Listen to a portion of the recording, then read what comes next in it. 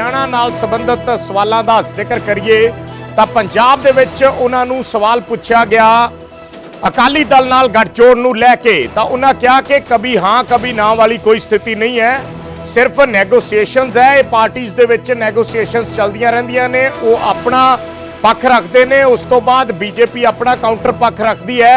और उन्हें यह भी कहा कि दो तीन दिनों दे विच इस बाबत साडा जिहड़ा फैसला है वो हो जाएगा। ये गल अमित शाह होरां वल्लों कही गई है। और नाल दी नाल उन्होंने कहा कि असी कोई भी फैसला लैण तो पहला अपनी पार्टी की इकाई उन्हां दी भावनावां और अपने वर्करां दे सम्मान नूं पहल जरूर देवांगे। ये गल केंद्रीय गृह मंत्री वल्लों कही गई है। और उन्हां नाल यह भी कहा कि असी चाहुंदे हां कि एनडीए दे सारे अलायंस पार्टनर जिहड़े पुराने अलायंस पार्टनर ने वो एक बारी फिर साडे नाल जुड़न।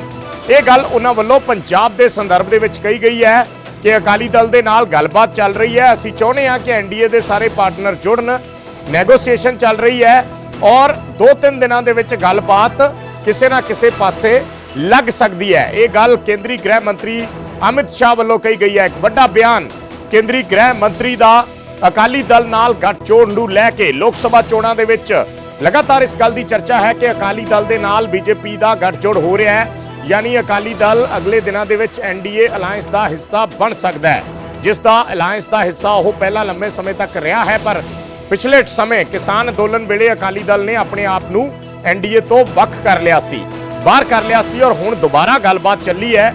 और उसनूं लैके अज केंद्रीय गृह मंत्री ने स्पष्ट किया कि अगले दो तीन दिनों स्थिति होर स्पष्ट हो जाएगी। उन्होंने कहा कि अकाली दल वालों सानू प्रपोजल दिता जाता है, असी फिर काउंटर प्रपोजल दिन्ने हैं, फिर वो साडे नाल गलबात करते हैं, तो ये हले नैगोसीएशन चल रही है, इस च हाँ ना वाली कोई गल नहीं है। और दो तीन दिनों के विच स्थिति जिहड़ी है वो स्पष्ट हो जाएगी, यानी इनकार बिल्कुल नहीं किया गया। केंद्रीय गृह मंत्री वालों गलबात चल रही है, ये गल उन्होंने वालों कही गई है। हालांकि अकाली दल ने इस पर कदे स्पष्ट जवाब नहीं दिता, पर केंद्रीय गृह मंत्री साफ तौर पर पहला भी एक बार कहा सी उन्होंने कि गलबात साडी चल रही है। तो अज दोबारा जो न्यूज़ 18 के मंच पर उन्होंने तो सवाल पूछा गया तो उन्होंने दोबारा ये स्थिति स्पष्ट की है कि बीजेपी चाहती है कि सारे पुराने उन्होंने जिहड़े अलायंस पार्टनर ने, जिहड़े सहयोगी दल ने, वो एक बार फिर इन्हां लोक सभा चोणां दे लई इकट्ठे होण।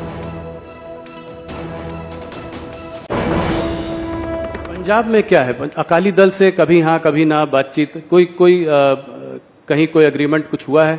कैप्टन अमरिंदर सिंह और ये आप जिस तरह से सवाल पूछे कभी हाँ कभी ना है ही नहीं। अभी नेगोशिएशन चल रहा है, तो नेगोशिएशन में तो एक ऑफर होती है, हम काउंटर ऑफर देते हैं, वो काउंटर ऑफर देते हैं, हम ऑफर देते हैं, ये चलता है। इसको हाना में नहीं देखना चाहिए। तो उम्मीद है कि मुझे लगता है दो तीन दिन में स्थिति स्पष्ट हो जाएगी। पर आप लोग चाहते हैं कि साथ में लड़ें, ये स्वाभाविक। हम तो चाहते हैं कि हमारे एनडीए के सारे साथी हमारे साथ हो, फिर से एक बार सारा एनडीए संपूर्ण बने, परंतु भारतीय जनता पार्टी का उचित हिस्सा और हमारे कार्यकर्ताओं का सम्मान वो भी हमारी चिंता का विषय होता है।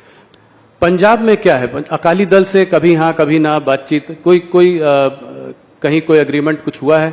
कैप्टन अमरिंदर सिंह और ये आप जिस तरह से सवाल पूछे कभी हाँ कभी ना है ही नहीं। अभी नेगोशिएशन चल रहा है, तो नेगोशिएशन में तो एक ऑफर होती है, हम काउंटर ऑफर देते हैं, वो काउंटर ऑफर देते हैं, हम ऑफर देते हैं, ये चलता है। इसको हाना में नहीं देखना चाहिए। तो उम्मीद है कि मुझे लगता है दो तीन दिन में स्थिति स्पष्ट हो जाएगी। पर आप लोग चाहते हैं कि साथ में लड़ें, ये स्वाभाविक। हम तो चाहते हैं कि हमारे एनडीए के सारे साथी हमारे साथ हो, फिर से एक बार सारा एनडीए संपूर्ण बने, परंतु भारतीय जनता पार्टी का उचित हिस्सा और हमारे कार्यकर्ताओं का सम्मान वो भी हमारी चिंता का विषय होता है। पंजाब में क्या है, अकाली दल से कभी हाँ कभी ना बातचीत, कोई कहीं कोई एग्रीमेंट कुछ हुआ है? कैप्टन अमरिंदर सिंह और ये आप जिस तरह से सवाल पूछे कभी हाँ कभी ना है ही नहीं। अभी नेगोशिएशन चल रहा है, तो नेगोशिएशन में तो एक ऑफर होती है, हम काउंटर ऑफर देते हैं, वो काउंटर ऑफर देते हैं, हम ऑफर देते हैं, ये चलता है। इसको हाना में नहीं देखना चाहिए। तो उम्मीद है कि मुझे लगता है दो तीन दिन में स्थिति स्पष्ट हो जाएगी। पर आप लोग चाहते हैं कि साथ में लड़ें, ये स्वाभाविक। हम तो चाहते हैं कि हमारे एनडीए के सारे साथी हमारे साथ हो, फिर से एक बार सारा एनडीए संपूर्ण बने, परंतु भारतीय जनता पार्टी का उचित हिस्सा और हमारे कार्यकर्ताओं का सम्मान वो भी हमारी चिंता का विषय होता है। ਤਾਂ ਕੇਂਦਰੀ ਗ੍ਰਹਿ ਮੰਤਰੀ ਅਮਿਤ ਸ਼ਾਹ ਵੱਲੋਂ ਕਿਹਾ ਗਿਆ ਹੈ ਕਿ ਆਫਰਸ ਚੱਲ ਰਹੀਆਂ ਨੇ, ਪਹਿਲਾਂ ਉਹ ਆਫਰ ਦਿੰਦੇ ਨੇ, ਫਿਰ ਅਸੀਂ ਕਾਊਂਟਰ ਆਫਰ ਦਿੰਦੇ ਹਾਂ।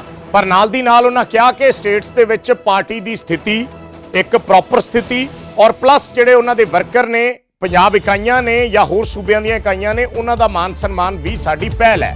ਸੋ ਇਸੇ ਆਧਾਰ ਤੇ ਕੋਈ ਨਾ ਕੋਈ ਫੈਸਲਾ ਅਗਲੇ 2-3 ਦਿਨਾਂ ਦੇ ਵਿੱਚ ਲਿਆ ਜਾਏਗਾ। ਇਹ ਸਪਸ਼ਟ ਕੀਤਾ ਹੈ ਕੇਂਦਰੀ ਗ੍ਰਹਿ ਮੰਤਰੀ ਅਮਿਤ ਸ਼ਾਹ ਨੇ। ਯਾਨੀ ਇੱਕ ਚੀਜ਼ ਉਹਨਾਂ ਨੇ ਸਾਫ਼-ਸਾਫ਼ ਕਹਿ ਦਿੱਤੀ ਹੈ ਕਿ ਅਕਾਲੀ ਦਲ ਨਾਲ ਗੱਠਜੋੜ ਹੋ ਸਕਦਾ ਹੈ, ਗੱਲਬਾਤ ਚੱਲ ਰਹੀ ਹੈ, 2-3 ਦਿਨਾਂ ਦੇ ਵਿੱਚ ਸਥਿਤੀ ਸਪਸ਼ਟ ਹੋ ਸਕਦੀ ਹੈ। ਔਰ ਉਹਨਾਂ ਕਿਹਾ ਕਿ ਅਸੀਂ ਚਾਹੁੰਦੇ ਹਾਂ ਕਿ ਐਨਡੀਏ ਦੇ ਜਿਹੜੇ ਸਾਰੇ ਮੈਂਬਰ ਨੇ, ਜਿਹੜੇ ਪੁਰਾਣੇ ਸਹਿਯੋਗੀ ਦਲ ਨੇ, ਉਹ ਇੱਕ ਵਾਰ ਫਿਰ ਸਾਡੇ ਨਾਲ ਇਕੱਠੇ ਆਉਣ, ਇਕੱਠੇ ਰਲ ਕੇ ਲੋਕ ਸਭਾ ਚੋਣਾਂ ਲੜੀਆਂ ਜਾਣ।